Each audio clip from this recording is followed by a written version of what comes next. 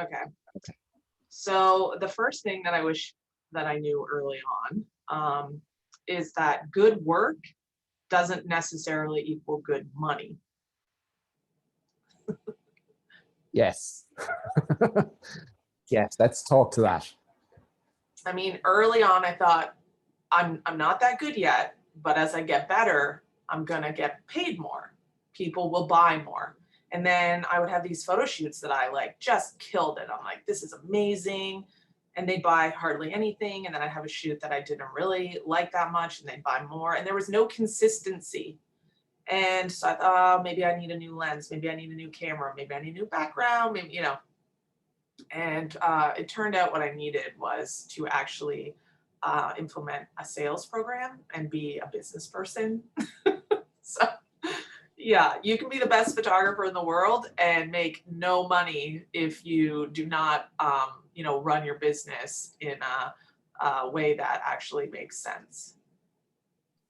And that's something that we see a lot, right, in our industry, because we are creatives first and artists first rather than business people. But I meet a lot of photographers who are amazing artists, and they struggle to provide for their family, right? And as an industry, quite often we can often reward the art of photography rather than the business of photography, right? Um, and that's why, that's one of my own personal missions is to help as much as we can photographers to master the business of photography. And I know you're really big on this too. So how do you think we can help photographers earlier in their career to realize the importance of that?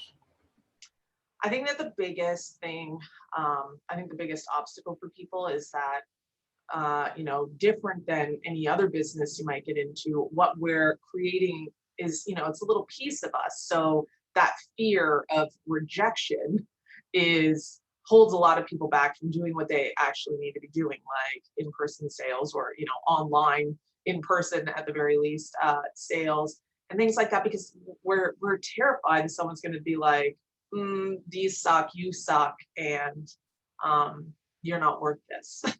so, so that fear, I think if we can overcome that and look at it more objectively, like other business people do, then you can get ahead a lot further. Like for me, I pretty much had to hit like rock bottom. Like I was super busy, but I was broke. I knew that I wouldn't be able to pay my mortgage going forward in the winter. And I was like, if I don't do something, I need to go get another job.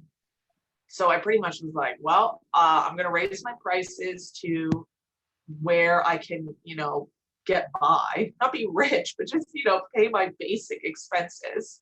And if people are not willing to pay that, then I guess I'm not good enough and I need to do something else, was pretty much where I was at. So I had no other choice but to do what I did. I find a lot of people, they've got their jobs that they're comfortable in. So they don't want to they don't want to push outside their comfort zone and risk losing all their clients and all those sort of scary things that come with upping their prices. But I will say, I think that the most important thing to do is do your numbers and actually know what you're making.